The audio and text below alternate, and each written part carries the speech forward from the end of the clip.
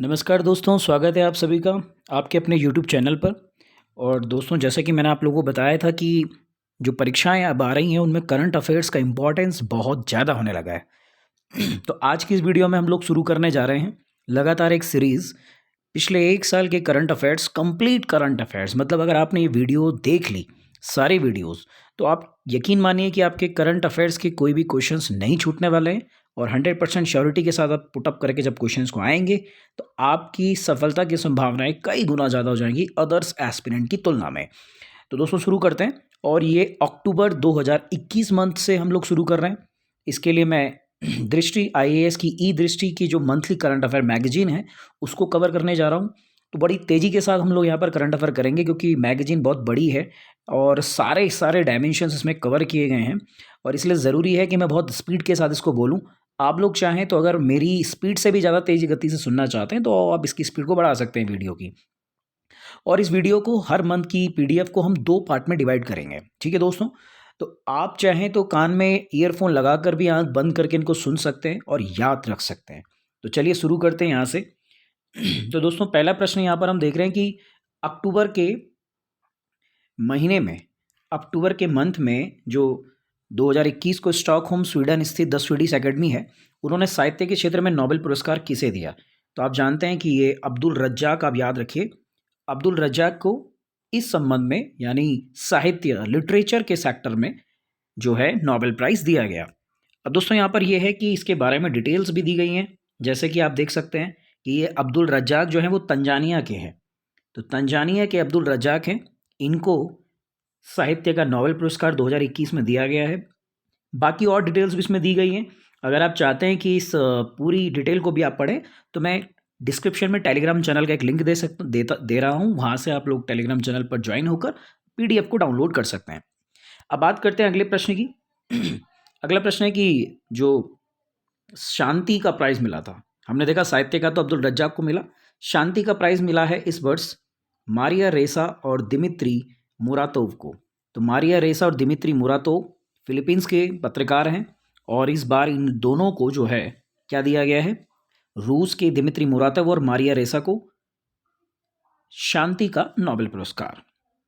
अगला जो हम बात करते हैं कि रॉयल स्वीडिश एकेडमी ने रसायन विज्ञान का पुरस्कार किसे दिया है? तो आप याद रखिए, इसमें 3 स्टेटमेंट दी गई हैं। जैसे इस वर्ष यह पुरस्कार 2 वैज्ञानिकों को संयुक्त रूप से प्रदान किया जाएगा। यह पुरस्कार जर्मन वैज्ञानिक बेंजामिन लिस्ट और अमेरिकी वैज्ञानिक डेविड डब्ल्यू.सी. मैकमिलन को प्रदान किया जाएगा। और इन्हें यह पुरस्कार एसिमेट्रिक ऑर्गेन नेट कैटलिसिस के विकास के लिए दिया जाएगा। तो आप देख सकते हैं आंसर इज डी, यानी ऑल ऑफ द अबव। तो बिल्कुल ये जो इस बार का केमिस्ट्री का नोबेल प्राइज़ है वो जर्मन वैज्ञानिक बेंजामिन लिस्ट और अमेरिकी वैज्ञानिक डेविड डब्ल्यू.सी. मैकमिलन को दिया जाने वाला है। तो ये भी आप याद रखिएगा। तो 3 प्राइज़ हमारे हो गए हैं। और अगले की तरफ हम लोग बढ़ते हैं यहाँ से। अगला क्वेश्चन है कि अर्थशास्त्र का नोबेल किसे मिला? तो अर्थशास्त्र के नोबेल के बारे में भी 3 स्टेटमेंट यहाँ पे दिए गई हैं, 4 स्टेटमेंट। इस वर्ष यह पुरस्कार 3 अर्थशास्त्रियों को प्रदान किया जाएगा। कौन कौन है? David Card, Joshua D Angrist, Guido Imbens, इनको ये पुरस्कार दिया जाएगा। किस कैटेगरी में? आप जानते हैं इन्होंने श्रम अर्थशास्त्र, लेबर इकोनॉमिक्स के सेक्टर में काम किया है। और बाकी चौथा स्टेटमेंट है कि शेष आधा पुरस्कार जोशुआ डी एंग्रिस्ट और गुइडो को इम्बेस कारण संबंधों के विश्लेषण में उनके योगदान के लिए संयुक्त रूप से प्रदान किया जाएगा। तो आंसर इस डी है, यानी कि सारे के सारे स्टेटमेंट सही हैं। यानी कि आप लोग देख सकते हैं कि अर्थशास्त्र का पुरस्कार 3 लोगों को इस बार दिया जा रहा है। तो दोस्तों ये हुई अर्थशास्त्र के नोबेल प्राइज़ की बात। अब बात करते हैं हम लोग, सीधे तौर पर आते हैं अगले क्वेश्चन पे। जो अगला क्वेश्चन है कि फिजिक्स का नोबेल किसे मिला है?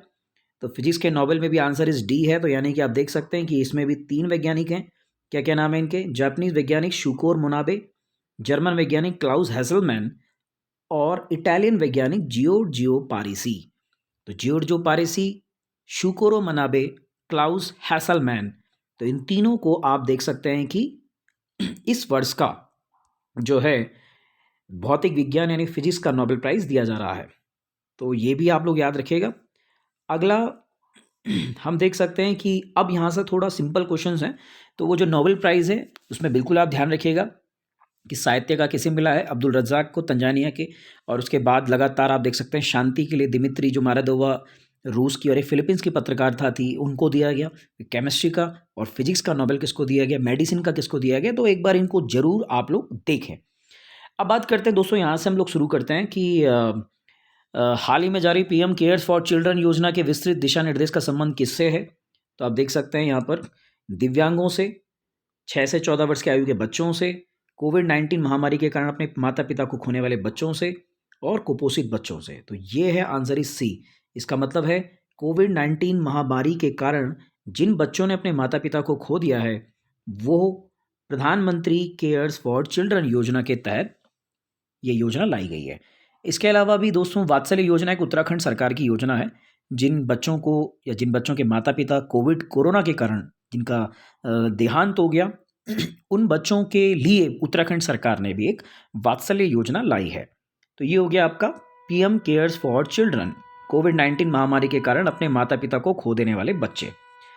अब बात करते हैं दोस्तों अगले प्रश्न की ओर। अगला प्रश्न आप देख सकते हैं कि किस तिथि को देश में आज़ाद हिंद सरकार की 78वीं वर्षगांठ मनाई गई। तो आज़ाद हिंद सरकार की 78वीं वर्षगांठ मनाई गई 21 अक्टूबर को। थोड़ा सा हम इसके बारे में डिटेल भी देख लेते हैं। आप देख सकते हैं कि 21 अक्टूबर 2021 को देश भर में आज़ाद हिंद सरकार की 78वीं वर्षगांठ मनाई गई। 21 अक्टूबर 1943 को नेताजी सुभाष चंद्र बोस ने भारत की अस्थायी सरकार की स्थापना की थी और इस अस्थायी सरकार में राष्ट्रपति, प्रधानमंत्री और सेना अध्यक्ष तीनों जो हैं सुभाष चंद्र बोस ही थे। इस सरकार को जर्मनी, जापान, फिलीपींस, कोरिया, चीन, इटली, आयरलैंड समेत 9 देशों ने मान्यता प्रदान की थी। उन्होंने ब्रिटेन और अमेरिका के खिलाफ युद्ध की घोषणा की थी।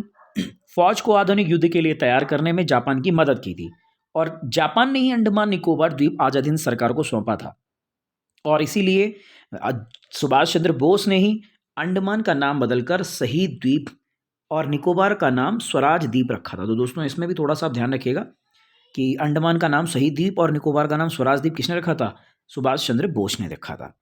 और आप जानते हैं उसके बाद जापान पर परमाणु हमला हुआ, उसने पूरी तरह से आत्मसमर्पण कर दिया। आज़ाद हिंद फौज के सैनिकों पर लाल किले पर मुकदमा चलाया गया और 21 अक्टूबर 2018 को उसकी 75वीं वर्षगांठ हम लोगों ने मनाई थी और आप देखते हैं कि 21 में 78वीं वर्षगांठ हम लोगों ने मनाई है। और दोस्तों अगर आप चाहते हैं कि इसके बारे में और डिटेल करना तो एक फॉरगटन आर्मी करके एक आप अमेजन प्राइम में एक वेब सीरीज़ है, बहुत ही ज़बरदस्त बनाई गई है फॉरगटन आर्मी, उसको ज़रूर देखेगा। आज़ाद हिंद फौज के सेनाओं के द्वारा किस प्रकार का शौर्य पराक्रम और भारत की स्वाधीनता की लड़ाई में उन्होंने जो योगदान दिया था, जो इतिहास के पन्नों से छुप रह गया, उनके बारे में अगर आपको जानना है, इसलिए वेब सीरीज़ का नाम भी रखा गया है फॉरगॉटन आर्मी, भुला दी गई सेना। तो ज़रूर इसको देखिएगा आप लोग, बहुत अच्छा आप लोगों को उससे मालूम पड़ेगा। अगला प्रश्न हम लोग देखते हैं कि अक्टूबर 2021 के मध्य किसके द्वारा डिजिटल प्रौद्योगिकियों पर अंतर्राष्ट्रीय सम्मेलन और फ्यूचर टेक 2021 का वर्चुअली आयोजन किया जा रहा है। तो इसका बिल्कुल सिंपल है, भारतीय उद्योग परिसंघ, इंडियन इंडस्ट्रियल एसोसिएशन जो है उसके माध्यम से किया जा रहा है। और इसको भी आप याद रखेंगे, क्या क्या बोला हमने, अंतर्राष्ट्रीय सम्मेलन किस पर, फ्यूचर टेक 2021, तो भारतीय उद्योग परिसंघ द्वारा किया जा रहा है। अच्छा, इसमें जो इसके केंद्रित विषय हैं वो है भविष्य के निर्माण के लिए प्रमुख वाहक तकनीक, हम सभी भरोसा कर सकते हैं। ये इसका सबसे इंपॉर्टेंट जिसे कह सकते हैं टैगलाइन रही है। अगला प्रश्न हम शुरू करते हैं, सेला सुरंग किस केंद्र शासित प्रदेश या राज्य में स्थित है। तो इसका आंसर है अरुणाचल प्रदेश, सेला सुरंग। तो इसको बिल्कुल आप ध्यान से सीखिए, थोड़ा इसका डिटेल हम लोग देख लेते हैं कि 14 अक्टूबर 2021 को रक्षा मंत्री राजनाथ सिंह ने नई दिल्ली में सीमा सड़क संगठन बीआरओ द्वारा आयोजित एक कार्यक्रम में वीडियो कॉन्फ्रेंसिंग के माध्यम से सेला सुरंग की मुख्य ट्यूब का उद्घाटन किया और इसके लिए जो है उन्होंने इंडिया @75 मोटर, आप जानते हैं कि आज़ादी का 75 वर्ष यानी अमृत महोत्सव मनाया जा रहा है, तो उस संदर्भ में इंडिया @75 मोटरसाइकिल अभियान भी उन्होंने शुरू किया है। और दूसरी इंपॉर्टेंट चीज़ है कि ये जो सेला सुरंग है ये अरुणाचल के कामेंग डिस्ट्रिक्ट में है। तो कामेंग डिस्ट्रिक्ट को आप याद रखिए, तो ये इसमें इंपॉर्टेंट चीज़ है। तो अरुणाचल प्रदेश में सेला सुरंग, बिल्कुल इसको याद रखिएगा। अगले प्रश्न की तरफ चलते हैं कि दालचीनी की पहली संगठित खेती शुरू करने वाला पहला राज्य कौन सा है। तो आप अगर देखें तो उसमें आप देखिए कि सितंबर 2021 को हिमाचल प्रदेश में दालचीनी की खेती की शुरुआत CSIR हिमालय जैव संसाधन प्रौद्योगिकी संस्थान द्वारा की गई। अब दालचीनी के संबंध में इस तथ्यों के बारे में पूछा जा रहा है। दालचीनी सिनामोन एक सदाबहार झाड़ी पेड़ है जिसकी छाल मुख्यतः मसाले के रूप में प्रयोग की जाती है। असली दालचीनी सिनामोमम वेरम से प्राप्त होती है। और सिनामोमम कैसी एक अन्य प्रजाति होती है जिसकी छाल का उपयोग असली दालचीनी के स्थान पर किया जाता है। और सिनामोमम वेरम मुख्यतः सेशेल्स में उगाया जाता है। तो आपने देखा कि इसमें पूछा सही नहीं है, तो डी इज़ रॉन्ग, सेशेल्स में नहीं उगाया जाता। बाकी तीनों आंसर इसके सही हैं। तो अब इसमें बारे में थोड़ा सा अगर मैं आपको डिटेल बताऊं तो आप देख सकते हैं कि ये जो दालचीनी है एक सदाबहारी वृक्ष है। हिमाचल प्रदेश में इसकी खेती शुरू की गई है। और आप जानते हैं कि इसमें सबसे इम्पॉर्टेंट कि कोरमैरिन की उच्च मात्रा होती है जो स्वास्थ्य के लिए सबसे लाभप्रदायक होता है। तो ये इसमें इम्पॉर्टेंट फैक्ट एक रहा। और कुछ देश जिसमें यूएसए, आयरलैंड, यूरोपीय संघ, इसमें इसको प्रतिबंधित किया गया है। और सबसे इम्पॉर्टेंट कि इसे बेसिकली उगाया कहाँ जाता है, तो आप देख सकते हैं कि श्रीलंका में इसको उगाया जाता है मुख्यतः। और छोटे उत्पादक देशों में सेशेल्स, मेडागास्कर, भारत। तो मेनली दालचीनी जो है वो श्रीलंका में है, इसीलिए वो डी ऑप्शन गलत था कि सेशेल्स मुख्यतः उगाया जाता है, जबकि कहाँ उगाया जाता है, श्रीलंका में उगाया जाता है दालचीनी। तो हिमाचल प्रदेश याद रखिएगा, श्रीलंका याद रखिएगा। बाकी आपको उसकी डिटेल मालूम है कि दालचीनी की पेड़ की छाल जो है वो मसाले के रूप में प्रयोग की जाती है। अब बात करते हैं कि डेनमार्क के प्रधानमंत्री की जो भारत यात्रा रही है ना, तो उसमें जो है इम्पॉर्टेंट पॉइंट आप ये याद रखिए कि सबसे इम्पॉर्टेंट है कि वर्तमान में डेनमार्क की जो प्रधानमंत्री हैं वो है मेटे फ्रेडरिक्सन, और ये डेनमार्क की प्रधानमंत्री हैं। इंपॉर्टेंट पॉइंट ये है कि चूंकि इन्होंने भारत की यात्रा की है, तो प्रश्न कई बार आ जाता है कि डेनमार्क के प्रधानमंत्री कौन है, या मेटे फ्रेडरिक्सन जिन्होंने हाल में भारत की यात्रा की वो कहाँ की प्रधानमंत्री हैं, तो वो डेनमार्क की प्रधानमंत्री हैं। इस तरीके के क्वेश्चंस कई बार आ जाते हैं जो राजकीय यात्रा पर रहते हैं, कई बार हमारे देश में कुछ जो विदेशी मेहमान उनसे रिलेटेड है। तो मेटे फ्रेडरिक्सन डेनमार्क की हैं। तो आप देख सकते हैं यहाँ पर एक तस्वीर भी बनाई गई है जिसमें आप देख सकते हैं ये मेटे फ्रेडरिक्सन उनके पति के साथ यहाँ पर भारत दौरे पर हैं। तो ये है एक प्रश्न, तो याद रखिएगा मेटे फ्रेडरिक्सन डेनमार्क। और बाकी डेनमार्क के साथ भारत के संबंधों के बारे में मैंने जैसे कि कहा डिटेल में आप इस वीडियो के बाद जो है टेलीग्राम चैनल पर जाकर इसको वीडियो को पीडीएफ ले सकते हैं, और पीडीएफ के बाद डिटेल में आप इसको पढ़िए अगर आप आईएएस पीसीएस की तैयारी कर रहे हैं। फिलहाल मैं करंट अफेयर हर प्रकार के एग्जामिनेशन में यूज़ हो जाए इस संदर्भ में इस वीडियो को बना रहा हूँ। अगला प्रश्न हम यहाँ से ले लेते हैं कि 30वां नई दिल्ली पुस्तक मेला प्रगति मैदान नई दिल्ली में आयोजित होगा 2022 में, तो इसकी थीम क्या है, तो इसकी थीम है आज़ादी का अमृत महोत्सव। जैसा कि आप लोग जानते हैं आज़ादी का अमृत महोत्सव, क्योंकि 75वीं भारत की आज़ादी के 75 साल हम लोग मना रहे हैं, और 2022 में आज़ादी के 75 साल हम लोगों को हो जाएंगे। तो आज़ादी का अमृत महोत्सव इसी संदर्भ में इसकी थीम है, और 16 जनवरी को ये प्रगति मैदान पर आयोजित होगा। तो ये एक इसकी कॉन्सेप्ट है दोस्तों, इसको भी याद रखिएगा। बाकी ये है कि पीएम गति शक्ति राष्ट्रीय मास्टर प्लान के संबंध में कौन सा विकल्प या तथ्य सही नहीं है, तो आप देख सकते हैं इसमें कि 13 अक्टूबर 2021 को प्राइम मिनिस्टर ने मल्टी मॉडल कनेक्टिविटी के लिए पीएम गति शक्ति राष्ट्रीय मास्टर प्लान का शुभारंभ किया। बुनियादी ढांचे के विकास हेतु इस योजना के लिए 100 लाख करोड़ रुपए का वित्तीय आवंटन किया जाएगा। इस योजना के तहत भविष्य में इलेक्ट्रॉनिक क्षेत्र विकसित किए जाएंगे, और गति शक्ति राष्ट्रीय मास्टर प्लान से छोटे लघु कुटीर उद्योगों को विशेष प्रोत्साहन प्राप्त होगा। तो ये आप जानते हैं इसमें कौन सा सही नहीं है, तो इसमें ये वाला सही नहीं है कि इसमें इलेक्ट्रॉनिक्स जो है क्षेत्र विकसित किए जाएंगे, क्योंकि दोस्तों आपको याद रखना चाहिए कि जो गति शक्ति है इसका उद्देश्य ये है, ये एक मल्टी मॉडल कनेक्टिविटी है। इसमें यह है कि सारे के सारे डिपार्टमेंट मिलकर एक दूसरे के साथ समन्वय करके अपने योजनाओं को क्रियान्वित करेंगे, है ना। तो इसमें मुख्य सचिव की अध्यक्षता में सारे डिपार्टमेंट, सारे मंत्रालयों को जोड़ा गया है। कोई भी मंत्रालय कोई काम करेगा तो उस काम को करने से पहले अनदर मंत्रालयों के साथ डिस्कस होगा। जैसे एग्जाम्पल के तौर पर प्राइम मिनिस्टर ने जो एग्जाम्पल दिया था कि गति शक्ति के तहत क्या होगा, हिंदुस्तान में सबसे बड़ी प्रॉब्लम क्या है कि एक बार जब सड़क बन जाती है उसके बाद जो है पाइपलाइन डिपार्टमेंट को यानी सिंचाई विभाग को याद आता है कि हमने पानी की पाइपलाइन नहीं बिछाई, या कुछ समय बाद जो है मिनिस्ट्री ऑफ आईटी जो है उसको ध्यान आता है कि हमने ऑप्टिकल फाइबर केबल बिछानी है। तो अब इतनी बड़े प्रोजेक्ट, इतना पैसा खर्च करके एक रोड बनाई गई, हाईवे बनाया गया, और उसके बाद फिर से उसमें खुदाई करेंगे, तो देश का संसाधन, लोगों के लिए परेशानियां, सरकार का बहुत बड़ा राजस्व, इसमें हानि इसकी होती है, उसका अपव्यय होता है, और यही भारत की प्रगति में सबसे बड़ा बाधक होता था। तो अब गति शक्ति आ जाने के बाद ऐसा नहीं हो पाएगा। अगला प्रश्न की ओर बढ़ते हैं दोस्तों। 12 अक्टूबर 2021 को केंद्र सरकार ने सार्वजनिक क्षेत्र की company power finance corporation limited को महारत्ना का दर्जा दिया। तो पहले तो प्रश्न ये याद रखिएगा कि महारत्ना का दर्जा अक्टूबर 2021 में केंद्र सरकार द्वारा किसे दिया गया। तो जो है पावर फाइनेंस कॉरपोरेशन लिमिटेड यानी PFCL, power finance corporation limited, इसको इसका दर्जा दिया गया है। और अब महारत्न कंपनियों की संख्या कितनी हो गई है? तो ध्यान रखिए दोस्तों, पहले 10 थी, अब ये 11 हो गई हैं। 11 महारत्न कंपनी हो गई हैं। हाल ही में पावर कॉरपोरेशन लिमिटेड को इसका महारत्ना का दर्जा दिया है। बाकी आप देख सकते हैं इसमें पूरी डिटेल दी गई है कि महारत्ना कंपनियां कौन कौन सी हैं और महारत्ना कंपनीज के लिए कौन कौन से मापदंड होते हैं, उन मापदंडों के बारे में भी पूरी तरह से PDF में दिया गया है। तो अगर आप चाहें तो जैसे कि मैंने कहा PDF को ढंग से रीड कर सकते हैं पूरी तरह से, तब आपको उसका आंसर मालूम पड़ जाएगा कि कौन कौन से स्टैंडर्ड्स या मापदंडों को पूरा करने के बाद महारत्ना जो है किसी कंपनी को टैग दिया जाता है या स्टेटस दिया जाता है।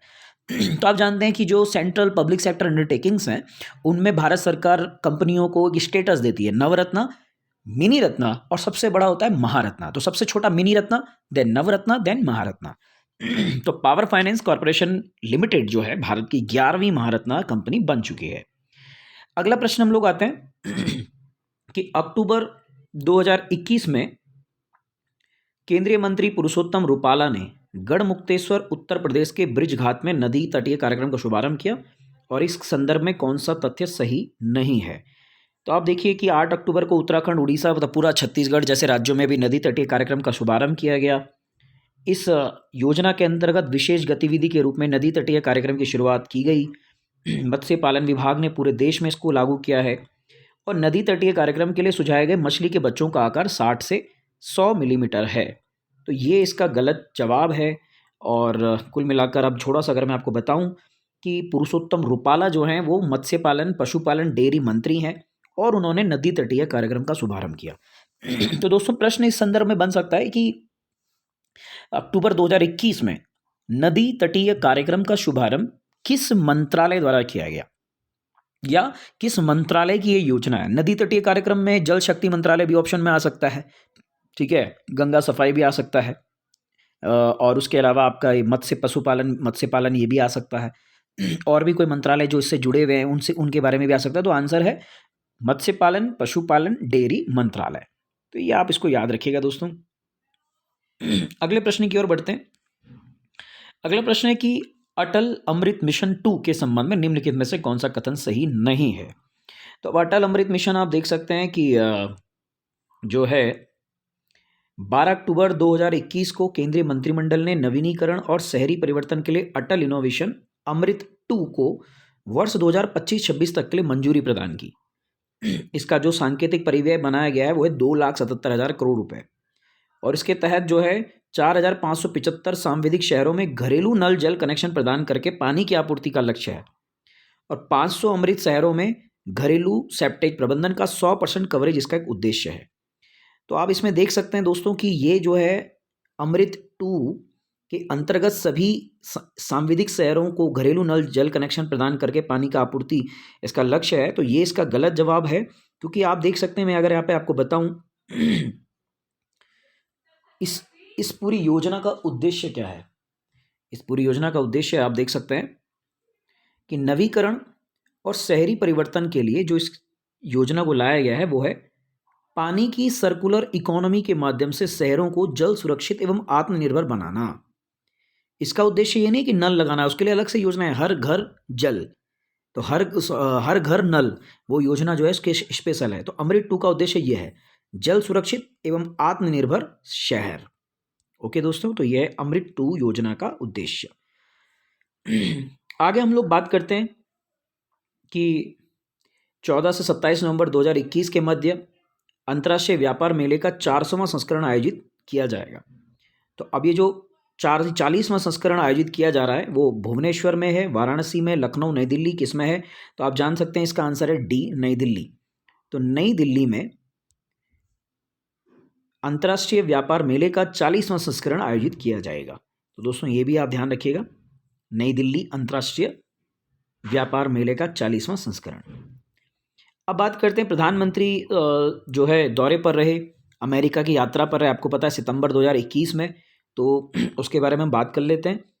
इसमें संयुक्त राज्य अमेरिका के राष्ट्रपति जो बाइडेन है, बिल्कुल सही है। इस यात्रा के दौरान उन्होंने पहली बार क्वाड नेताओं के शिखर सम्मेलन में भाग लिया, ये भी सही है। इस दौरान उन्हें यूएसए द्वारा 157 भारतीय कलाकृतियों और पुरावशेषों को सौंपा गया। तो ये भी बिल्कुल सही जवाब है। आंसर इज डी, उपयुक्त सभी। तो आप देख सकते हैं ये भी सही है, ये भी सही है, ये भी सही है। और सबसे इंपॉर्टेंट कि 157 भारतीय कलाकृतियां और जो पुराने अवशेष थे भारत के, अमेरिका के पास जो जमा थे, वो अमेरिका ने भारत को लौटाए हैं, सौंपे हैं। तो ये भी आप याद रखिएगा। अगले प्रश्न की ओर हम चलते हैं। अगला प्रश्न आप को मैं बताऊं यहाँ पर कि एक चीज़ को आप लोग ध्यान से देखिएगा कि यूएसए में स्टेम क्षेत्रों में, तो स्टेम क्षेत्र यानी मास्टर्स और डॉक्टरेट की डिग्री करने हेतु प्रतिवर्ष 100 छात्रों के लिए भी फेलोशिप प्रोग्राम की घोषणा की गई, जो हाल ही में अभी प्रधानमंत्री इस दौरे पर गए थे वहाँ पर। तो ये अमेरिका की यात्रा आप जानते हैं कि कोरोना के बाद प्रधानमंत्री का दौरा था, और उसमें जो है यहाँ पर उन्होंने क्वाड के नेताओं से पहली बार जो है यहाँ पर चर्चा की थी। अब बात करते हैं कि 28 सितंबर 2021 को किसने वीडियो कॉन्फ्रेंस के माध्यम से विशेष गुणों वाली फसलों की 35 किस्में राष्ट्र को समर्पित की। ऑब्वियसली प्रधानमंत्री नरेंद्र मोदी, इसमें कोई ज़्यादा खास है नहीं, इसको आप स्किप करिए, आगे बढ़ते हैं। प्रश्न है कि स्कूलों में राष्ट्रीय पीएम पोषण योजना के संबंध में कौन सा तथ्य सही नहीं है। तो आप देख सकते हैं इसमें जो है सीधे तौर पर ये जो योजना है वो आर्थिक मामलों की मंत्रिमंडलीय समिति द्वारा 5 और वर्षों के लिए स्कूलों में सेंट्रल स्पॉन्सर्ड राष्ट्रीय पीएम पोषण योजना में सुधार के लिए दी गई है। इसका पुराना नाम जो है मध्याह्न भोजन के लिए राष्ट्रीय योजना था, अब उसका नाम बदल दिया गया है, अब उसका नाम हो गया है राष्ट्रीय पीएम पोषण योजना। तो जो मिड डे मील स्कीम हुआ करती थी उसका नाम अब बदल कर क्या कर दिया गया है, प्रधानमंत्री जो है राष्ट्रीय पोषण योजना। ये भी प्रश्न आ सकता है कि मिड डे मील स्कीम या मध्याह्न भोजन योजना का नया नाम क्या है, तो भी याद रखिएगा राष्ट्रीय पीएम पोषण योजना। तो इसमें जो गलत प्रश्न है वो डी है, इसको हम नॉर्मल लेते हैं, आगे बढ़ते हैं। अगले प्रश्न की तरफ बढ़ते हैं। अगला प्रश्न आपके सामने है कि सितंबर 2021 में किसके द्वारा डेयरी फार्मिंग में महिलाओं के लिए एक देशव्यापी प्रशिक्षण व क्षमता निर्माण कार्यक्रम शुरू किया गया। तो आप देख सकते हैं इसका आंसर है राष्ट्रीय महिला आयोग। राष्ट्रीय महिला आयोग की अध्यक्ष, इनकी फ़ोटो आप देख सकते हैं यहाँ पर। और थोड़ा सा इसके बारे में हम डिटेल पढ़ते हैं कि महिलाओं के लिए डेयरी फार्मिंग के संबंध में जो क्षमता निर्माण कार्यक्रम शुरू किया राष्ट्रीय महिला आयोग में, उसमें कुछ इंपॉर्टेंट पॉइंट अगर मिलते हैं तो देख लेते हैं। क्योंकि देखिए डेयरी फार्मिंग है तो हमें लगेगा महिला बाल विकास हो सकता है, मत्स्य पालन पशुपालन हो सकता है ना, लेकिन आंसर है राष्ट्रीय महिला आयोग। तो जैसे इसमें आप देख सकते हैं कि इसका उद्देश्य क्या है, ग्रामीण महिलाओं को सशक्त बनाकर उन्हें आर्थिक रूप से सबल बनाना। तो आर्थिक रूप से सबल बनाना ये इसका मुख्य उद्देश्य है एक। और दूसरा जो है ये जो पूरा का पूरा स्कीम है, इसमें आप देख सकते हैं इसमें महिला स्वयं सहायता समूहों को जो है स्पेशली इन पर टारगेट किया जाएगा। तो मूल्य वर्धित डेयरी उत्पाद, आप जानते हैं कि दूध अगर है तो दूध की कीमत मुश्किल से 50 रुपये लीटर, 60 रुपये लीटर तक ही हो सकती है, लेकिन अगर दूध के प्रोडक्ट्स बनाए जाएँ, पनीर बनाया जाए, मक्खन बनाया जाए, क्रीम बनाया जाए, और भी कई सारे प्रोडक्ट्स दूध के होते हैं, तो उससे कीमत बहुत ज़्यादा बढ़ जाती है, और उससे जो है इस क्षेत्र में काम करने वाली महिलाएं या महिला संगठनों की आय काफ़ी ज़्यादा बढ़ाई जा सकती है। तो ये भी है। अगला हम देखते हैं यहाँ पर दोस्तों कि 2021 सितंबर में 2 और भारतीय समुद्र तटों को ब्लू फ्लैग प्रमाणन मिलने से अब भारत में ब्लू फ्लैग प्रमाणन प्राप्त समुद्री तटों की संख्या कितनी हो गई है। तो दोस्तों ये थोड़ा याद रखने वाली चीज़ है कि ब्लू फ्लैग सर्टिफिकेशन क्या होता है, कि जो होता क्या है कि जो ब्लू फ्लैग जिन जिन बीच यानी समुद्र तटों को मिलता है वो तभी मिलता है जब वो बहुत क्लीन, एकदम साफ सुथरे बने हैं, साफ सुथरे क्लीन है, किसी प्रकार का पोल्यूशन नहीं है, किसी प्रकार का कूड़ा करकट नहीं है, गंदगी नहीं है, साफ सुथरे हैं। तो उससे क्या होता है कि जिन बीचेस को ब्लू फ्लैग सर्टिफिकेशन मिल जाता है तो वहाँ पर टूरिस्ट की आवाजाही बढ़ जाती है, तो टूरिज्म डेवलप होता है, उस क्षेत्र की आर्थिकी सुधरती है, वहाँ काम करने वाले छोटे जो दुकानदार होते हैं या फ्रूट बेचने वाले होते हैं और भी कई प्रकार की चीज़ें जो होती हैं उनकी आर्थिकी में काफ़ी सुधार आता है। तो ब्लू फ्लैग सर्टिफिकेशन एक वेरी इंपॉर्टेंट टर्म है। कुल मिला के भारत में 10 ऐसे संख्या हो चुकी है। तो आप देख सकते हैं कि जो 2 अभी हाल ही में मिले हैं वो मिले हैं तमिलनाडु में कोवलम को और पुदुचेरी में ईडेन को। तो ये दोनों जो कोस्टल जो हमारे बीच हैं इनको जो है इस ब्लू फ्लैग सर्टिफिकेशन मिले हैं, और अब टोटल इंडिया में ये संख्या 10 हो गई है। तो ये भी फैक्ट याद रखिएगा कि अब भारत में टोटल ब्लू फ्लैग सर्टिफिकेशन प्राप्त बीचेस कितने हो गए हैं, 10 हो गए हैं। हाल ही में किसको मिला, तमिलनाडु के कोवलम और पुडुचेरी में ईडेन, इन दोनों को मिला। अब एक चीज़ और मैं बताता हूँ कि जो ये ब्लू फ्लैग सर्टिफिकेशन है, ये डेनमार्क की एक संस्था है, उसके द्वारा इसको दिया जाता है। FEE करके इसका नाम है और वो संस्था है ब्लू फ्लैग सर्टिफिकेशन को जो जारी करती है। ओके, अब बात करते हैं अगला, बारबाडोस के प्रथम प्रधानमंत्री किसे चुना गया? तो बारबाडोस का प्रथम प्रधानमंत्री सेंट्रा मेसन को चुना गया है। एक बार फैक्ट के तौर पे याद रखिएगा, हाल ही में अभी क्वेश्चन FRO में आया कि एक महिला का नाम दिया गया और कहा कि किस देश की प्रथम प्रधानमंत्री चुनी गई, तो ट्यूनीशिया की थी। और ऐसी है, बारबाडोस का प्रथम प्रधान राष्ट्रपति कौन चुना गया? तो सेंट्रा मेसन को चुना गया है। अब देखिए इसमें सबसे इंपॉर्टेंट क्यों है, क्यों पढ़ने के लिए क्वेश्चन आ क्यों सकता है। देखिए बारबाडोस ने औपनिवेशिक अतीत को समाप्त करते हुए पहली बार राष्ट्रपति का चुनाव किया। So that this is important कि औपनिवेशिक अतीत था, कभी राष्ट्रपति चुनाव नहीं हुए, पहली बार हुए। और पहली बार जो चुनाव हुआ उस चुनाव में सेंड्रा मैसन को विजय प्राप्त हुई, वो पहले राष्ट्रपति वहां के चुन लिए गए। सो इंपॉर्टेंट चीज सेंड्रा मैसन, ठीक है दोस्तों, ये याद रखिएगा। और अगले प्रश्न की तरफ बढ़ते हैं कि 18 अक्टूबर 2021 को दूसरी भारत ब्रिटेन यानी second Bharat Britain multilateral dialogues यानी बहुपक्षीय वार्ता कहाँ आयोजित हुई? सिंपल है, मुंबई, आप याद रख लीजिए। तो ये है सिंपल कि भारत ब्रिटेन बहुपक्षीय वार्ता कहाँ हुई। तो इसको भी हम आगे स्किप करते हैं, सीधे आगे बढ़ते हैं अगले प्रश्न की तरफ। सबसे इंपॉर्टेंट एक और प्रश्न है, अमेरिका स्थित संस्था है वर्ल्ड जस्टिस प्रोजेक्ट और ये जारी करता है रूल ऑफ लॉ इंडेक्स। तो कई बार ये भी प्रश्न आ सकता है कि रूल ऑफ लॉ इंडेक्स 2021 किसके द्वारा जारी किया गया? तो दोस्तों वर्ल्ड जस्टिस प्रोजेक्ट इसके द्वारा जारी किया जाता है। अब इस संबंधों पर विचार कीजिए। तो सीधा हम आंसर देखते हैं कि इसमें आंसर डी यानी सारे ऑप्शन सही हैं। तो अब ऑप्शन पढ़ लेते हैं। तो देखिए इसमें क्या है कि इस इंडेक्स में 139 देशों को शामिल किया गया। रूल ऑफ लॉ इंडेक्स, आप जानते हैं रूल ऑफ लॉ भारत में आर्टिकल 14 के तहत आता है, विधि के समक्ष समानता, विधियों का समान संरक्षण। FRO में भी क्वेश्चन आया था रेंजर में परसों। और अगला है इंडेक्स में डेनमार्क को शीर्ष स्थान प्राप्त हुआ है। तो ये भी आप लोग याद रखेंगे कि डेनमार्क इसमें टॉप पर बना है। और भारत की रैंक थोड़ा इंपॉर्टेंट हो जाएगी। तो भारत को इसमें 79th जो है रैंक मिली है, 79वां स्थान भारत को प्राप्त हुआ है। तो ये भी आप लोग याद रखिएगा दोस्तों। अगले प्रश्न की ओर आते हैं। तो देखिए याद रखिएगा रूल ऑफ लॉ कौन जारी करता है? वर्ल्ड जस्टिस प्रोजेक्ट, अमेरिका की संस्था। डेनमार्क सबसे ऊपर है, भारत 79th रैंक पर है। ओके, बढ़ते हैं नेक्स्ट क्वेश्चन की तरफ। अब इसमें दिया भी है कि किन किन कैटेगरी को बेस बनाकर रैंक प्रोवाइड की जाती है। तो ये डिटेल में आपको जानने की जरूरत नहीं है, अगर UPSC वाले ही स्टूडेंट्स हैं उनको इसका लाभ मिल सकता है। फिलहाल हम आगे बढ़ते हैं। अब बात करते हैं कि अक्टूबर 2021 को 5 अक्टूबर 2021 को जारी नवीनतम हेनली पासपोर्ट इंडेक्स 2021 में संबंधित कथनों पर विचार करें। सही कौन सा है? सीधा आंसर देख लेते हैं। उपयुक्त सभी सही हैं। तो आप देखते हैं क्या है इसमें आंसर में। तो आप देख सकते हैं दोस्तों कि इस सूचकांक में जापान, सिंगापुर 192 वीजा स्कोर के साथ संयुक्त रूप से शीर्ष स्थान पर रहे। तो अभी बीच में हम देखते थे कि इसमें न्यूजीलैंड का नाम भी आ रहा था, लेकिन अब अगेन जो है जापान और सिंगापुर टॉप पर आ गए। तो पहला फैक्ट आपको मिल गया। और भारत 90वें स्थान पर रहा। तो आपके पास दो, और तीसरा भी इंपॉर्टेंट है कि अफगानिस्तान सबसे नीचे रहा। तो सबसे स्ट्रांग जो पासपोर्ट हैं वो किसके हैं? नंबर 1 पर हो गया आपका जापान, सिंगापुर। उसके बाद सबसे नंबर लास्ट जिसको हम कह रहे हैं वो अफगानिस्तान। और भारत का रैंक 90वां, 90th रैंक पर भारत का पासपोर्ट दुनिया में ताकतवर है। तो याद रखिए कितनी गर्व की बात होगी जापान और सिंगापुर के लोगों को कि जब वो किसी देश जाते होंगे तो जापान और सिंगापुर का वैल्यू अलग अलग होता है। अब किस दिन बात करेंगे इस पर कि क्यों इसकी वैल्यू है।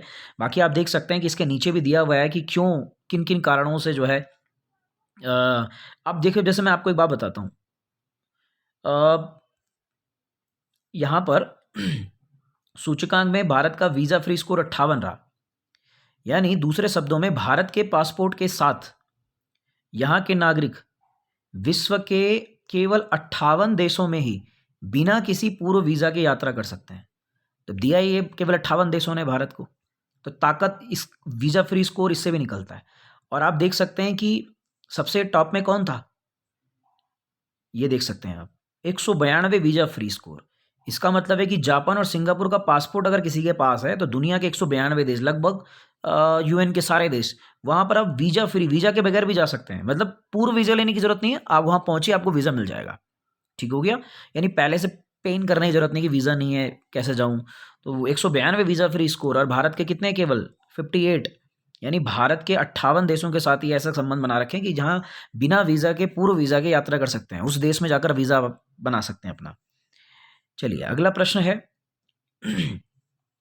अंकटार द्वारा जारी वर्ल्ड डेवलपमेंट रिपोर्ट, ये पहला प्रश्न याद रखिएगा कि वर्ल्ड डेवलपमेंट रिपोर्ट जो है ना, विश्व विकास व्यापार विकास रिपोर्ट, वर्ल्ड डेवलपमेंट नहीं, सॉरी माफ़ कीजिएगा, ट्रेड एंड डेवलपमेंट रिपोर्ट जो है 2021, तो ये ट्रेड एंड डेवलपमेंट रिपोर्ट जारी करती है UNCTAD, United nation convention of trade and development, UN की एक संस्था है, ये जारी करती है।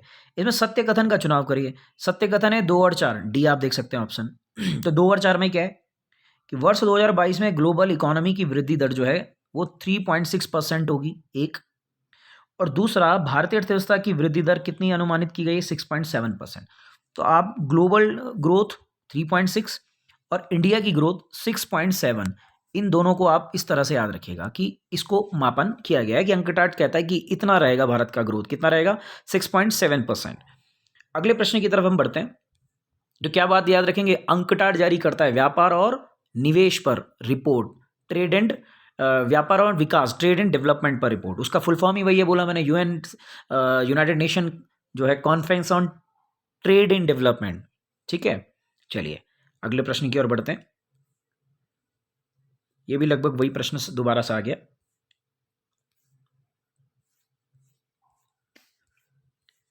अगला क्वेश्चन है हमारे पास कि वैश्विक वायु गुणवत्ता दिशा निर्देश 2021 के संबंध में निम्नलिखित कथनों पर विचार करें। अब इसमें भी क्या है कि ऑप्शन सी है आंसर, पूछा गया है कि सत्य कथन क्या है, तो 1 और 2 सत्य हैं, पढ़ लेते हैं क्या है, सिर्फ आपको याद रखना है कि WHO द्वारा वैश्विक वायु गुणवत्ता दिशा निर्देश 2021 जारी की गई है। ये दिशा निर्देश मानव स्वास्थ्य पर वायु प्रदूषण से होने वाले नुकसान के पूर्व की तुलना में स्पष्ट प्रमाण प्रस्तुत करते हैं। तो सिंपल है, इसमें कोई ज़्यादा वैलिड बात नहीं है, तो इसको भी आगे स्किप करते हैं। विश्व वायु गुणवत्ता संगठन, विश्व वायु गुणवत्ता के बारे में ऑब्वियसली बात है WHO ही बताएगा कि क्या हेल्थ हो सकती है, लोगों को जो है प्रदूषण से क्या क्या दिक्कतें हो सकती हैं। तो ये एक तरीके से आप इसमें गैस भी कर सकते हैं। अब बात करते हैं अगले क्वेश्चन की। अक्टूबर 2021 में किस अंतर्राष्ट्रीय संगठन ने शिफ्टिंग गियर्स, याद रखिएगा, shifting gears digitalisation and services led development नामक शीर्षक से रिपोर्ट जारी की है? तो वर्ल्ड बैंक की रिपोर्ट है। याद रखने वाली बात, शिफ्टिंग गियर्स का मतलब ही होता है कि अब गियर बदल रहा है, ठीक है, सर्विसेज में के साथ साथ डेवलपमेंट में, जो डिजिटलाइजेशन हो रहा है सर्विसेज का और डेवलपमेंट भी हो रहा है। तो ऑब्वियसली बात है, पूरी दुनिया के संबंध में बात की है और अंतर्राष्ट्रीय संगठन इन्होंने बोल ही दिया है, तो नीति आयोग तो पहले ही गलत हो गया। ठीक है, तो WTO, वर्ल्ड बैंक और IMF, जनरली आप जानते हैं विश्व विकास रिपोर्ट भी एक जारी करता है, वर्ल्ड डेवलपमेंट रिपोर्ट, तो ये जारी करती है वर्ल्ड बैंक। तो ऑब्वियसली बात है, शिफ्टिंग गियर्स नाम से आप याद रखिएगा, वर्ल्ड बैंक इस रिपोर्ट को उसने जारी किया है अक्टूबर 2021 में। चलिए आगे बढ़ते हैं। अगला प्रश्न है कि रिलायंस इंडस्ट्रीज लिमिटेड REC जो है किसके साथ अक्टूबर 2021 में सफलतापूर्वक $75 मिलियन का 5 वर्षीय secured overnight financing rate linked syndicate term loan जुटाया है? तो REC रिलायंस, ये माफ़ कीजिएगा REC है, तो ये REC जो है रिलायंस इंडस्ट्रीज तो नहीं है। तो फिर भी पहले आंसर देख लेते हैं। इसका आंसर है समीतोमो मित्सुई बैंकिंग कॉरपोरेशन, और इसके बारे में थोड़ा डिटेल हम लोग पढ़ लेते हैं कि जो REC है ये भारत में पहली गैर बैंकिंग वित्तीय कंपनी है, नॉन बैंकिंग फाइनेंशियल इंस्टीट्यूशन है, फाइनेंशियल कॉरपोरेशन है। तो REC जो है इसको कह सकते हैं हम रीजनल इलेक्ट्रिफिकेशन कॉरपोरेशन लिमिटेड। हाँ, ये रीजनल इलेक्ट्रिफिकेशन कॉरपोरेशन लिमिटेड। तो ग्रामीण विद्युतीकरण आप जान सकते हैं कि इस क्षेत्र में ये वित्तीय सहायता प्रदान करने के उद्देश्य से शुरू की गई थी REC। तो ये जो है REC, इसने जो है लोन जो प्राप्त किया है वो किया है समितोमो मित्सुई बैंक कॉरपोरेशन से। ओके, अगला प्रश्न हम लोग देखते हैं। तो ये प्रश्न है कि वर्ष 2021 में, सितंबर 2021 में जारी IIFL वेल्थ हारून इंडिया रिच लिस्ट में किसे शीर्ष स्थान प्राप्त हुआ है? तो ऑब्वियसली मुकेश अंबानी और उनका परिवार। हाल ही में गौतम अडानी ने उनको एशियाई टॉप लिस्ट से हटाया था, लेकिन अगेन मुकेश अंबानी फिर से अपनी विजय पताका के साथ ऊपर आ गए हैं। तो ये भी सिंपल क्वेश्चन है, कोई इशू नहीं है। शीर्ष स्थान अगर हम चारों में देखेंगे तो ऑब्वियसली मुकेश अंबानी ही होंगे। ओके, चलिए अगले प्रश्न की ओर बढ़ते हैं। अक्टूबर 2021 को भारतीय रिजर्व बैंक के गवर्नर शक्तिकांत दास की अध्यक्षता में मौद्रिक नीति समिति ने मौद्रिक नीति वक्तव्य जारी किया। तो इस वर्ष में कितने % की GDP ग्रोथ रेट की उन्होंने बात की? तो उसको बिल्कुल याद रखिएगा कि उन्होंने कहा है कि 9.5% की GDP ग्रोथ इस साल रहने वाली है 2021-22 में। तो आरबीआई की जो वैल्यू वो है वो 9.5% है। तो 9.5% याद रखिएगा। आरबीआई ने कहा कि इस बार भारत की ग्रोथ इस साल इतनी रहेगी। ठीक है, अगले प्रश्न की ओर बढ़ते हैं। अक्टूबर 2021 को फोर्ब्स ने भारत के 100 सबसे अमीर व्यक्तियों की सूची जारी की। इनमें कौन सा कथन सही है? तो आप देख सकते हैं कि कथन सही डी है, यानी सारे कथन सही हैं। तो इसमें आप देख सकते हैं कि मुकेश अंबानी अगेन $92.7 बिलियन के साथ 14वें स्थान पर रहे और भारत में सीट्स पर रहे। गौतम अडानी जो है $74.8 बिलियन की संपत्ति के साथ दूसरे स्थान पर रहे और सावित्री जिंदल जो है 18 बिलियन के साथ महिलाओं की श्रेणी में उन्होंने प्रथम स्थान प्राप्त किया। तो भारत में नंबर 1 ये है, नंबर 2 ये है, महिलाओं में सावित्री जिंदल नंबर 1 पर रही। तो ये फोर्ब्स की पत्रिका, ये भी सिंपल क्वेश्चन है, बिल्कुल इजीली आपको मालूम होगा। अब बात करते हैं कि अक्टूबर 2021 में सहायक ऋण हेतु ऋण गारंटी योजना को सरकार ने कब तक बढ़ाया? तो 31 मार्च 2022 तक। ये भी एक फैक्ट है, इसको भी याद रखिएगा। अगले प्रश्न की ओर बढ़ते हैं। अक्टूबर 2021 में गुजरात के किसान बेचार भाई समत भाई देवगनिया ने डेयरी मवेशियों की निम्नलिखित में से किस बीमारी से निपटने के लिए अपने स्वदेशी ज्ञान को साझा किया है? तो एक बीमारी होती है मैस्टाइटिस। इसके बारे में थोड़ा डिटेल पढ़ लेते हैं क्योंकि हो सकता है इससे रिलेटेड कोई क्वेश्चन आ जाए। मैं आपको बता देता हूँ कि मैस्टाइटिस एक सामान्य संक्रामक रोग है जो दूध की गुणवत्ता में गिरावट के कारण डेयरी उत्पादकता को प्रभावित करता है ना। तो मैस्टाइस और संक्रमित जानवरों को एंटीबायोटिक दवाओं के उपचार से प्रायः सार्वजनिक स्वास्थ्य के लिए खतरा बन जाता है अगर आप एंटीबायोटिक्स लगाएंगे तो उन्होंने जो है इसके बारे में बताया। तो याद रखिएगा, मास्टिटिस जो एक बीमारी है वो दूध की गुणवत्ता में गिरावट के कारण उत्पादकता को प्रभावित करती है। तो क्या हो जाता है, दूध में गिरावट आ जाती है, दूध की गुणवत्ता खराब हो जाती है इस बीमारी से। तो प्रश्न आ सकता है कि मैस्टाइटिस रोग किससे संबंधित है? तो दूध देने वाले जो हैं पशुओं से संबंधित है, उनकी दूध की गुणवत्ता को कम कर देता है। ये भी मतलब प्रश्न किसी भी तरह से आयोग बना सकता है। तो दोस्तों इसे भी याद रखिएगा। अगला प्रश्न है कि भारत को वर्ष 2070 तक net zero green house gas उत्सर्जन बनाने का लक्ष्य। आप जानते हैं कि प्रधानमंत्री जी अभी जो है ग्लासगो में थे और वहाँ पर उन्होंने भारत को 2070 तक 2070 तक zero carbon emission net zero इन्होंने टारगेट रखा। तो उसको उन्होंने टारगेट रखा है। तो प्रश्न यह है कि सौर ऊर्जा क्षमता को 5630 गीगावाट तक बढ़ाना पड़ेगा, ऑब्वियसली बनाना पड़ेगा। तभी आप अगर इधर से ऊर्जा जो है ग्रीन हाउस गैसेस के एमिशन को कम करेंगे तो आपको दूसरी तरफ से दूसरे एनर्जी सोर्सेज से बढ़ाना पड़ेगा क्योंकि भारत की तो आगे मांग बढ़ती जाएगी।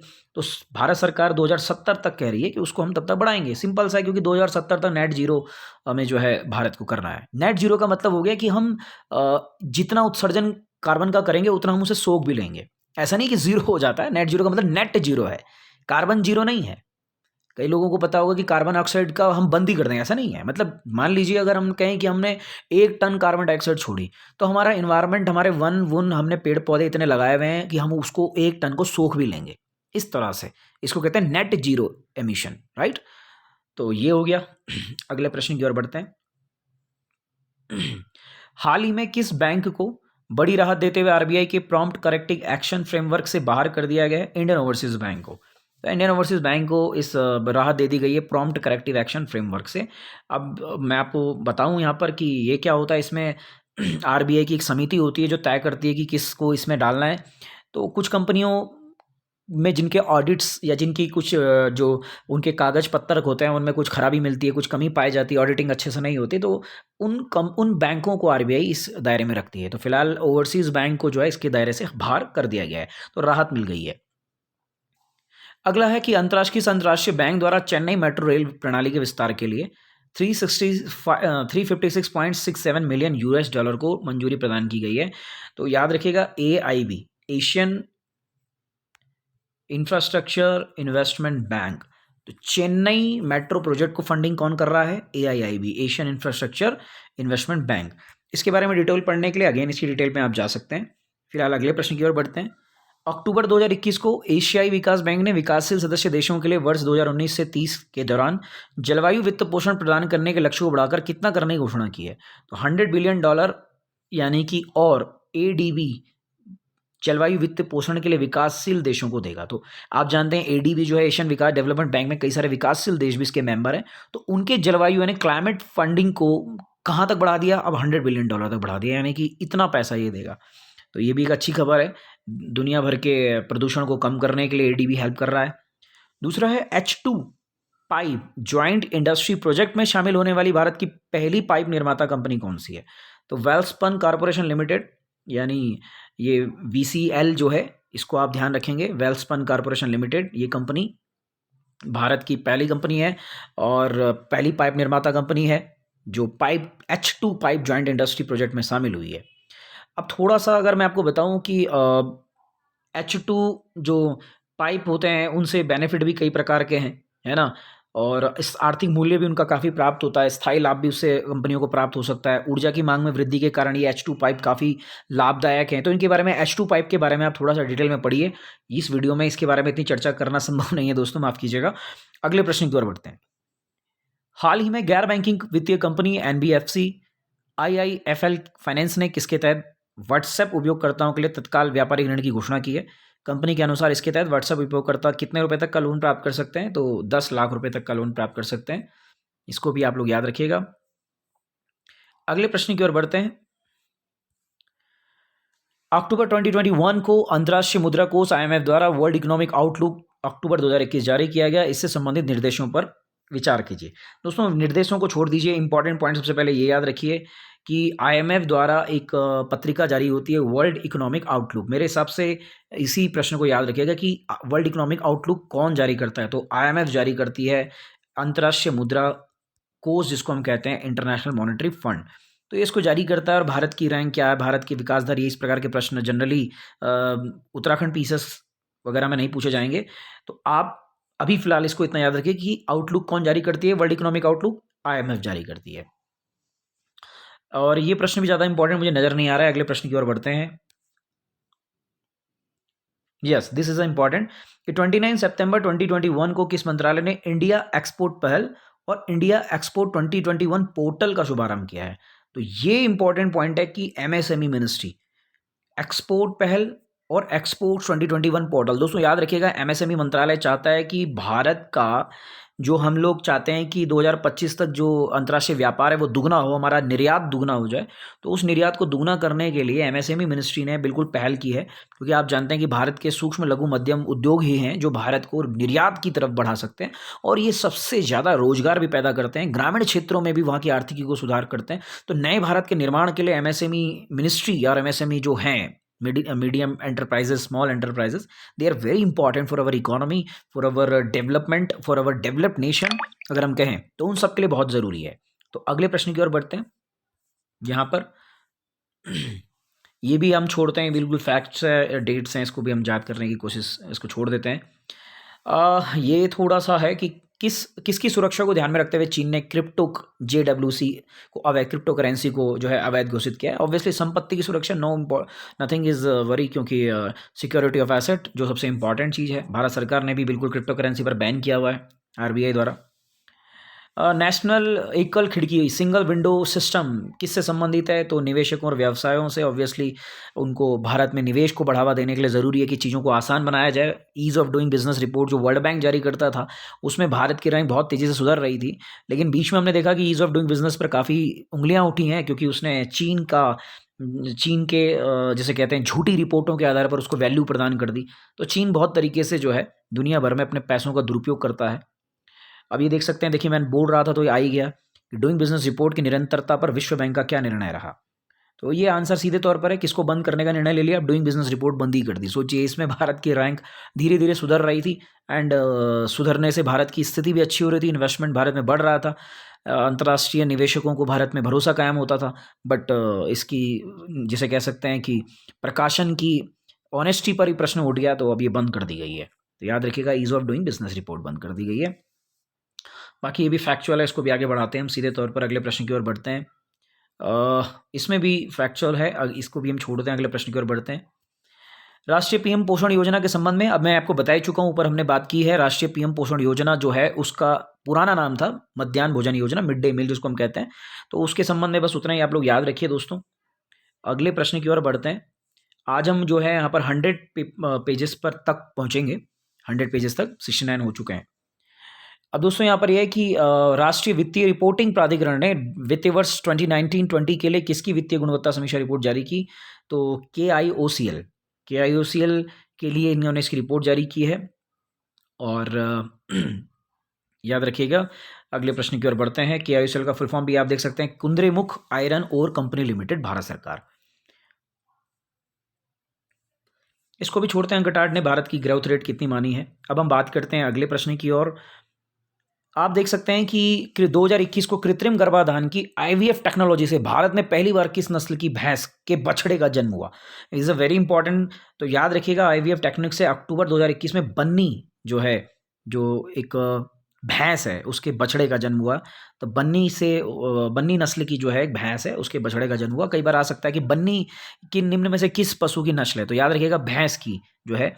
और IVF तकनीक से भारत में पहली बार कृत्रिम गर्भाधान किया गया है। तो बन्नी एक भैंस है, उससे जो है कि कृत्रिम रूप से IVF टेक्नोलॉजी से बनाया गया है। अगला प्रश्न है, सौरमंडल में ट्रोजन क्षुद्रग्रह निम्नलिखित में से किस ग्रह की कक्षा साझा करते हैं। बृहस्पति, इसमें कोई इशू नहीं है। आप जानते हैं जुपिटर एक बहुत बड़ा सेक्टर है, उसके भी एक पूरा वलय है, उसके पास भी चारों ओर सर्कल घूमता है, वहाँ पर कई प्रकार के एस्ट्रॉइड्स हैं, क्षुद्रग्रह हैं। तो ये भी सिंपल क्वेश्चन है, इसमें कोई इशू नहीं है। अगले प्रश्न की ओर बढ़ते हैं। अजय वारियर किसके बीच में हुआ, तो ये तो बहुत ईजी है दोस्तों, भारत और यूके के बीच में अजय वारियर। मैं आपको बताना चाहूँगा कि कौन कौन से देश के साथ कौन कौन सा अभ्यास होता है, एक बार उसकी सीरीज जरूर देखिएगा, इससे भी काफ़ी प्रश्न बन जाते हैं। तो अजय वारियर जो है वो यूके और भारत के बीच में है। ओके, तो अगला प्रश्न, किस PSU कंपनी द्वारा स्वचालित ईंधन भरने की तकनीक यूफिल को लॉन्च करने की घोषणा की गई है। तो इसे याद रखिएगा, यूफिल जो है भारत पेट्रोलियम कॉरपोरेशन लिमिटेड जो है, BP Bharat petroleum corporation limited, इसके द्वारा यूफिल योजना जारी की गई है स्वचालित ईंधन भरने के लिए। और इसको याद रखिएगा, भारत पेट्रोलियम कॉरपोरेशन लिमिटेड जिसने इसको लॉन्च करने की घोषणा की है। भारत ब्रिटेन प्रथम समुद्री वार्ता वर्चुअली कब आयोजित की गई, बहुत ज़्यादा इंपॉर्टेंट नहीं है, फैक्ट है। और अगले क्वेश्चन पे बढ़ते हैं कि 15 अक्टूबर 2021 को प्राइम मिनिस्टर ने आयुध निर्माणी बोर्ड की 7 नई रक्षा कंपनियों को राष्ट्र को समर्पित किया। 7 कंपनियों में कौन कंपनी शामिल नहीं है, अपोलो माइक्रो सिस्टम्स लिमिटेड। यानी कि इंपॉर्टेंट ये भी है कि कौन सी शामिल हैं, तो म्यूनिशंस, ट्रप कंफर्ट्स, यंत्र इंडिया। तो ये काफ़ी टफ अगर पेपर बनता है तो तभी इस प्रकार के क्वेश्चन आ सकते हैं। बाकी ये क्या है कि चीन ने अपने पहले सौर अन्वेषण जो है, सोलर जो उपग्रह है जो सूर्य की बारे में जांच करेगा, तो वो है ZXIH, आप देख सकते हैं, पहला सौर अन्वेषण चीन का उपग्रह, इसको भी याद रखिएगा। बाकी आप देख सकते हैं कि भारत इसरो की एक वाणिज्यिक शाखा है जिसका नाम है new space India limited, NSIL। तो ये भी याद रखिएगा, न्यू स्पेस इंडिया लिमिटेड किसकी आनुषंगिक संगठन है, इसरो का। तो उसने किस नाम से अपने पहले मांग संचालित संचार उपग्रह को लॉन्च करने की घोषणा की है। देखो दोस्तों, मांग संचालित का मतलब है कि जो ये न्यू स्पेस है ना, ये कमर्शियली इसरो के सारे डील करता है। जैसे भारत, आप जानते हैं इसरो दुनिया के कई देशों के सैटेलाइट लॉन्च करता है, तो जिनके सैटेलाइट लॉन्च करता है उनसे फीस लेता है, पैसा लेता है, कमाई करता है। या जिन देशों के सैटेलाइट लॉन्च नहीं भी होते हैं, वो भी भारत से अगर स्पेक्ट्रम मांगना चाहते हैं तो वो न्यू स्पेस इंडिया लिमिटेड के माध्यम से, तो उससे जो है वो कमाई करते हैं। तो वो कौन सा उपग्रह जाएगा इसमें, GSAT-24। तो ये याद रखिएगा, GSAT-24 ये सैटेलाइट की घोषणा की है NSIL ने। अगले प्रश्न की ओर बढ़ते हैं। तो ये है दोस्तों कि भारतीय वैज्ञानिकों के एक दल ने ग्वारगम और किसका उपयोग करके पर्यावरण के अनुकूल अविषाक्त जैव विखंडनीय बहुलक यानी बायोडिग्रेडेबल पॉलीमर, बहुत इंपॉर्टेंट टर्म है, बायोडिग्रेडेबल पॉलीमर का विकास किया है। तो चाइटोसन, याद रखिएगा, चाइटोसन से जो है उन्होंने उसका उपयोग किया है और ग्वारगम के साथ मिलाकर उन्होंने इसको बनाया बायोडिग्रेडेबल पॉलीमर को, जो कि इन्वायरमेंट फ्रेंडली होगा। तो ये भी आप याद रखिएगा दोस्तों। अगला जो है यहाँ पर अगला कौन भेजेगा, तो ये तो बहुत आसान है, आपको मालूम है कि UAE जो है मंगल और बृहस्पति ग्रहों के बीच क्षुद्र ग्रह पर एक प्रोब भेजना चाह रहा है। तो कब तक भेजना चाह रहा है, वो 2028 है। तो इसमें प्रश्न 2028, आप याद रखिएगा कि कौन सा देश है जो मंगल बृहस्पति ग्रहों के बीच में जो एस्ट्रॉइड्स हैं उनमें अपना प्रोब भेजना चाहता है, तो वो UAE है। तो इसको याद रखिएगा। अगले प्रश्न की तरफ बढ़ते हैं दोस्तों। निम्न में से किस देश ने हाल ही में परमाणु पनडुब्बी जिरकॉन हाइपरसोनिक मिसाइल का परीक्षण किया है, तो ये थोड़ा सा इंपॉर्टेंट है, रूस ने इसका परीक्षण किया है। हाइपरसोनिक मिसाइल यानी जिसका 5 मैक से ज़्यादा होता है। दोस्तों याद रखिएगा, ध्वनि की गति से कितनी गुना, तो ध्वनि की गति से अगर कोई कम है तो वो मैक नंबर 0 मतलब 1 से छोटी वैल्यू होगी, और 1 to 5 के बीच में जो होता है वो होता है सुपरसोनिक, और जो 5 से भी ज़्यादा होता है यानी कि ध्वनि की गति से 5 गुना गति, उसे कहते हैं हाइपरसोनिक मिसाइल। तो ये परमाणु पनडुब्बी से जिरकॉन हाइपरसोनिक मिसाइल, कौन, रूस, इसने इसका परीक्षण कर दिया है। बहुत ही शक्तिशाली हथियार जिरकॉन हाइपरसोनिक मिसाइल रशिया का। बाकी डार्ट मिशन है नासा का, ये बिल्कुल याद रखने वाली चीज़ है, नासा का डार्ट मिशन है ना। और डाटा डीडीमोस मिशन भेजने की तैयारी कर रहा है क्षुद्र ग्रह पर, तो इसको भी याद रखिएगा। यहाँ पर इंपॉर्टेंट है कि डार्ट मिशन किस अंतर्राष्ट्रीय एजेंसी का मिशन है, वो है नासा का, तो उसको याद रखिएगा। अगले प्रश्न की तरफ बढ़ते हैं। किस नाम से चीन अंतरिक्ष में अपना अंतरिक्ष स्टेशन या स्थापित कर रहा है? दोस्तों बहुत इंपॉर्टेंट है, तियांगोंग। तो तियांगोंग जो है उस नाम से वो अपना अंतरिक्ष स्टेशन स्थापित कर रहा है। आप जानते हैं रूस का, यूरोपियन यूनियन का, अमेरिका का जो है अंतरिक्ष स्टेशन स्थापित है। अब ये तियांगोंग जो है, अब चाइना भी इसको भेज रहा है, तो अपने आप में एक बहुत बड़ी उपलब्धि है। अंतरिक्ष स्टेशन स्थापित करने में बहुत अरबों डॉलर का खर्चा इसमें दोस्तों आता है। अगले प्रश्न की ओर बढ़ते हैं। अक्टूबर 2021 में नासा स्पेस एक्स के क्रू 3 मिशन की कमान किस भारतीय अमेरिकी अंतरिक्ष यात्री को सौंपी गई है? तो ये राजाचारी है, इसको थोड़ा देख लीजिए, राजाचारी नाम याद रखिए। क्रू 3 मिशन राजाचारी भारतीय अमेरिकी हैं, इनको इसकी जिम्मेदारी दी गई है। अगले प्रश्न की ओर बढ़ते हैं। सितंबर 2021 में किस राज्य सरकार द्वारा डिजिटल बारामती अम्ब्रेला ऐप को लॉन्च किया गया? तो महाराष्ट्र डिजिटल बारामती, महाराष्ट्र में एक जगह भी है, तो अम्ब्रेला ऐप है महाराष्ट्र, इसको याद रखिएगा, is a fact, simply fact. और अगले प्रश्न की ओर बढ़ते हैं। प्रधानमंत्री नरेंद्र मोदी ने भारतीय अंतरिक्ष संघ का शुभारंभ किया, और इस संघ का अध्यक्ष संस्थापक सदस्य में कौन शामिल नहीं है? तो इसमें जो है विप्रो टेक्नोलॉजी शामिल नहीं है। तो इंपॉर्टेंट टर्म इज, इसमें लार्सन एंड ट्रूबो शामिल है, भारतीय एयरटेल शामिल है, वालचंद नगर इंडस्ट्रीज शामिल है। क्योंकि प्रधानमंत्री जी ने कहा है कि भारतीय अंतरिक्ष संघ एक ऐसा संघ बनाया जाए जिसमें सभी बड़े इंडस्ट्रीज शामिल हों, और वो भी भविष्य को देखते हुए अंतरिक्ष क्षेत्र में काम करें इसरो के साथ। जैसे आप देखते हैं स्पेस एक्स जो है कितनी तेज़ी के साथ काम कर रही है ना। स्पेस एक्स के जो मालिक हैं, आप जानते हैं उनका नाम, दुनिया के सबसे अमीर आदमी की सूची में अभी हैं, एलन मस्क। तो उसी संदर्भ में प्रधानमंत्री जी का ये कॉन्सेप्ट था, उसको बढ़ाया उन्होंने, भारतीय अंतरिक्ष संघ की स्थापना फिलहाल हो गई है। अगला प्रश्न है कि शोधकर्ताओं ने किस राज्य में एक नई सिगाडा प्रजाति की खोज की है? नई सिगाडा प्रजाति प्लेटोमिया कोहिमेंसिस, ये नागालैंड में खोजा गया है। तो नई सिगाडा प्रजाति नागालैंड, इसको याद रखिएगा। आप देख सकते हैं यहाँ पर, है ना, तितली के समान दिख रही है। अगले प्रश्न की ओर बढ़ते हैं। अगला प्रश्न हमारा है, सितंबर 2021 में किस देश ने हाल ही में रैथियन हाइपरसोनिक मिसाइल का परीक्षण किया? तो रैथियन हाइपरसोनिक मिसाइल यूएसए है, इसको बिल्कुल याद रखिएगा। और हाइपरसोनिक मिसाइल के बारे में आपको बता चुका हूँ क्या होती है। तो अगले प्रश्न की ओर बढ़ते हैं। सितंबर 2021 में किस देश द्वारा स्वदेशी निर्मित नौसैनिक युद्धपोत नाम ताजियांग को अपनी नौसेना में शामिल किया है? तो ताइवान ने किया है। याद करने का तरीका ता से शुरू कर दिया, ताइवान ताजियांग। तो एक युद्धपोत है, किस देश ने पहली बार शामिल किया है? ताइवान ने। अगले प्रश्न की ओर बढ़ते हैं, खेल से संबंधित है। 24 अक्टूबर 2021 को संपन्न वीटीबी क्रेमलिन कप 2021 के पूर्व एकल खिताब असलान करात्सोव, बहुत ज़्यादा इंपॉर्टेंट नहीं है, कभी कभी आ गया तो आ गया, याद रखिएगा। असलान करात्सोव, क्रेमलिन जो है आप जानते हैं कि रूस की संसद का नाम भी है, तो वहाँ के संदर्भ में है, और असलान करात्सेव ने इसको जीता है। अगला प्रश्न अगर हम देखें कि पुरुष टेनिस प्रतियोगिता यूरोपियन ओपन का पुरुष एकल का खिताब किसने जीता? जेनिक सिनर ने जीता। तो इसको बस हल्का सा आप एक बार रीड कर लीजिए। अक्टूबर 2021 में संपन्न टेनेरिफ लेडीज ओपन 2021 किसने जीता? तो एन ली ने जीता। ये भी बस एक बार आप इसको देख लीजिए। महिला टेनिस प्रतियोगिता शिकागो फॉल टेनिस क्लासिक 21 का महिला एकल का खिताब किसने जीता? तो गरबाइन मुरुगेजा ने जीता। महिला tennis Chicago fall tennis classic tournament, Garbine Muguruza. अगला हम देखते हैं कि सोफिया ओपन किसने जीता? जेनिक सिनर ने जीता। अगले प्रश्न की ओर बढ़ते हैं। सैन डिएगो ओपन पुरुष एकल का खिताब किसने जीता? कैस्पर रूड ने जीता। तो ये भी याद रखिए, कैस्पर रूड कहाँ से बिलोंग करते हैं? नॉर्वे से बिलोंग करते हैं। बाकी आईपीएल से संबंधित है, आईपीएल आप थोड़ा सा इसके बारे में जान लीजिए कि आईपीएल का खिताब 2021 में चेन्नई सुपर किंग्स ने चौथी बार जीता। सर्वाधिक रन बनाए, दोस्तों इससे प्रश्न जरूर बनते हैं, इसलिए ध्यान से आप देखिए।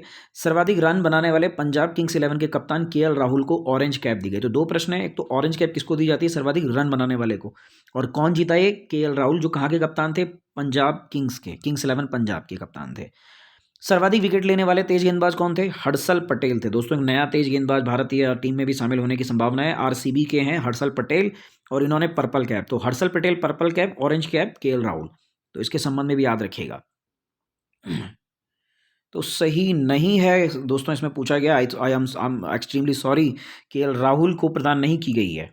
ये आपको नीचे देख सकते हैं हम लोग कि final match Dubai international cricket stadium में खेला गया था, और इसमें जो है फॉक डुप्लेसिस फाइनल में प्लेयर ऑफ द मैच चुने गए, हर्षल पटेल जो है प्लेयर ऑफ द सीरीज चुने गए, ठीक है।